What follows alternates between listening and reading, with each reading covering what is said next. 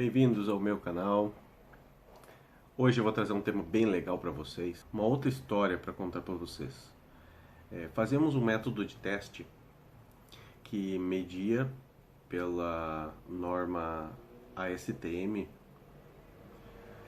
a força de adesão entre dois componentes, certo? Então um teste, um ensaio com um dinamômetro, onde temos duas partes, dois componentes, unidos por um adesivo, e nós temos que descolar uma parte da outra utilizando um dinamômetro, que é um medidor de força, um transdutor de força. Só que existe uma preparação muito importante, que estes dois componentes eles precisam serem aquecidos numa temperatura controlada. Já vemos,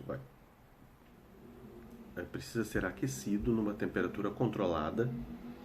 Já vemos que temos outras variáveis envolvidas nesse processo. E necessitamos pressionar um bloco de metal calibrado, aferido, com peso conhecido em cima deste corpo de prova, durante X tempo. Então, quantas variáveis já temos aí? Temperatura, pressão, tempo, massa, e o que queremos medir de verdade é somente a força para descolar esse corpo de prova. Então, após essa preparação com peso, posicionávamos no dinamômetro e o equipamento começava a descolar uma peça da outra. Quando rompia, o teste encerrava e tínhamos uma informação de pico máximo e uma média de força da leitura do equipamento. Então, só aí já vemos mais de 5 variáveis envolvidas. E desconfiávamos que tinha algo errado com o método de ensaio, porque estava correndo muita reprova de produto. Mas o que será que está acontecendo aí? O equipamento, a máquina que está ruim. Não, o operador não sabe arrumar. Sempre é culpa de alguém externo, né? Mas o nosso trabalho, o que a gente faz, a gente tem que prestar atenção e conhecer. E fomos analisar essas causas. E encontramos o seguinte: na hora de preparar o material e depositar um peso conhecido, chovia cobras e lagartos. Cada um fazia de um jeito. Aí tinha a pessoa lá mais delicada, depositava com carinho e deixava o tempo com o cronômetro certinho, e era uma beleza. Já tinha uma outra pessoa mais agitada, largava o peso em cima. Então essa força que a gente faz interfere. Era uma causa. Então imagina essa variabilidade, o calminho, o agitado, calminho, agitado, calminho, agitado. E como se detecta isso? A gente viu, se descobriu a causa. Como se valida? Com estatística. Fizemos várias medidas com várias pessoas, e isso é o RR. Repetição, reprodução e análise de causas para melhoria.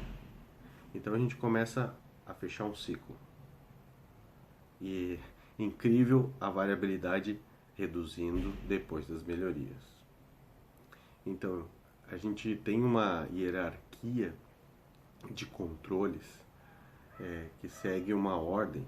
A gente seguiu essa ordem e conseguimos detectar que essa variável ela precisa ser fixa. Eu não posso deixar nas mãos do operador colocar mais força ou menos força, que vai dar errado. Então, chega alguém estressado, vai dar um soco com peso em cima da amostra, a força vai lá em cima. Voltando ao ambiente produtivo, eu já tenho tipo de dados atributos, que é visuais de processo ou visuais de produto. Eu tenho um tipo de dados que são contínuos, que aí nós temos uma medição com um instrumento.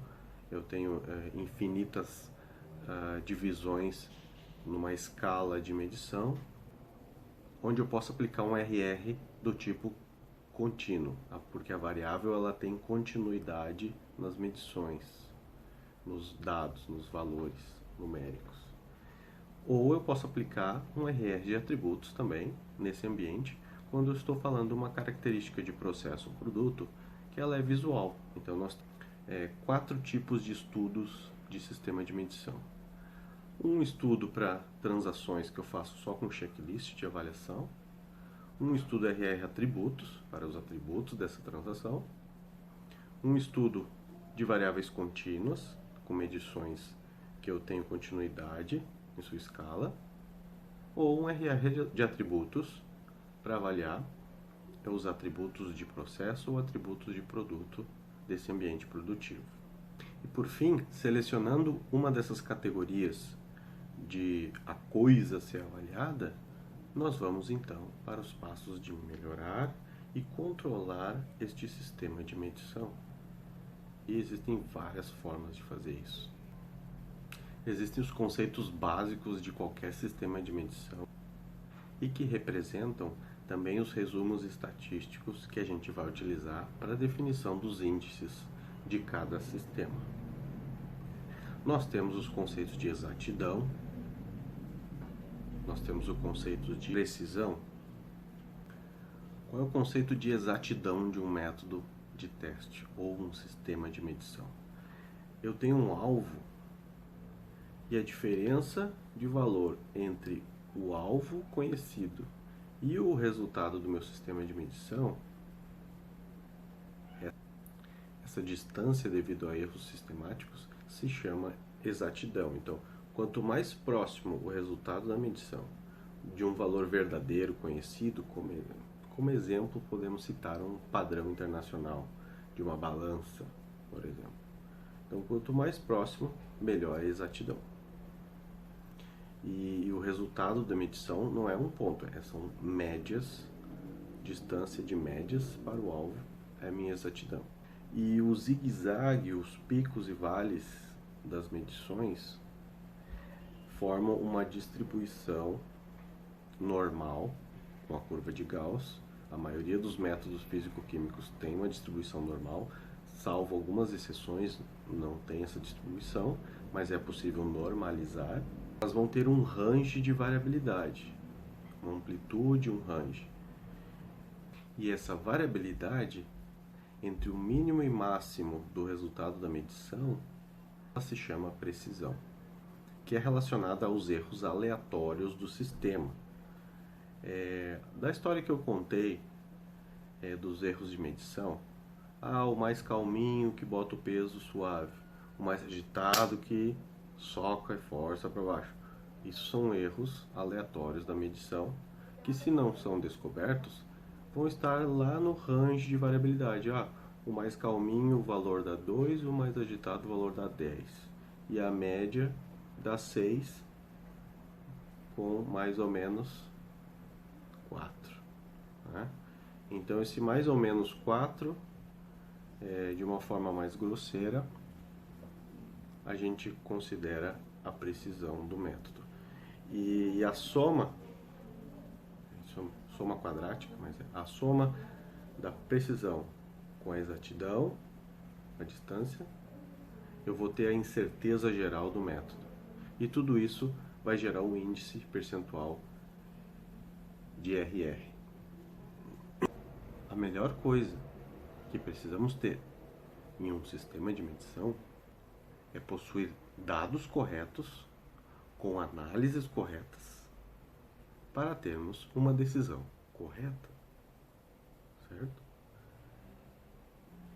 Se vocês têm perguntas, por favor, coloquem aqui embaixo nos comentários, que eu vou ter o prazer de responder assim que possível, na próxima semana.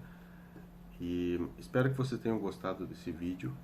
Se inscreva no canal, deixe um like para nós e ajude o canal a crescer. E comentem temas que vocês gostariam que eu abordasse para esses